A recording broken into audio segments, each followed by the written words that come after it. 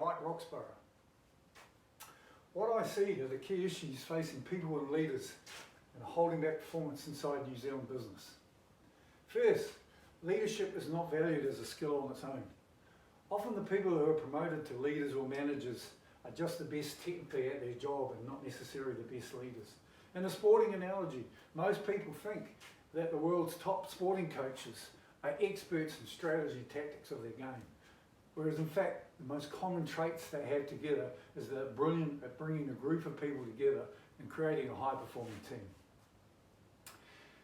Also, pressure, worry, stress, threats and the fear of failure are commonly used as motivators inside organisations. Management groups adopt a constant negative frame of a conversation about what they haven't done and what they need to do. And there's very limited gratitude or celebration of what's actually been achieved in the past. The drive for short-term performance is paramount, often resulting in a top-down approach or a sermon from the mountain. They make and manage every decision and micromanage employees. But to be fair to leaders and execs, they're very busy people and they work hard. They have back-to-back meetings, they work long days and they very rarely have breaks, including lunch. Unfortunately, what this means is often the first thing that gets cancelled out of their diaries is the one-on-one time with their people, which could be so valuable.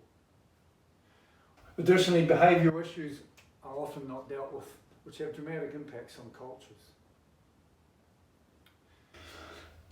Also, I find Kiwis don't want to be told what to do or led all of the time. They want to contribute and feel valued. Typically, what are organisations trying to do about all of these things?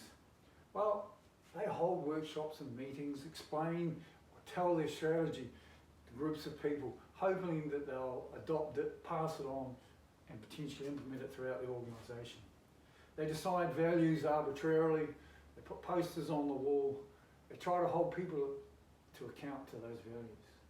They run engagement surveys, but struggle to implement some of the great ideas that come out of those surveys. Here's the interesting thing. Engagement is typically low across organisations. In fact, research is saying could be as low as 30% people are really engaged.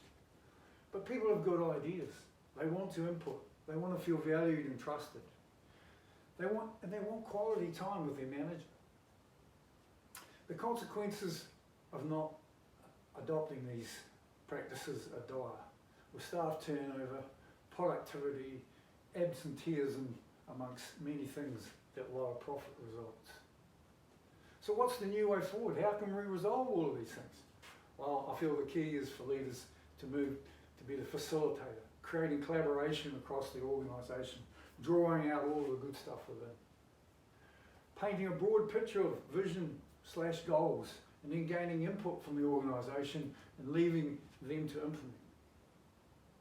Working hard with the organisation on purpose. Why are we all here? Making it really clear what we're all driving for.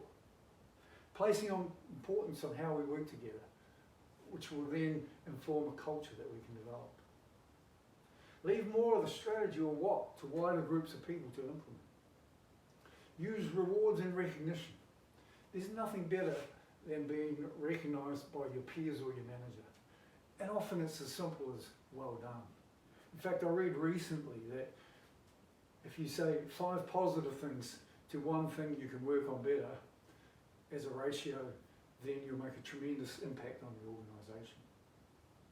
In summary, let go of the egocentric leadership with I create a strategy, I know what to do, I know everything, and focus on being a facilitator and building collaboration within your organisation. Thank you.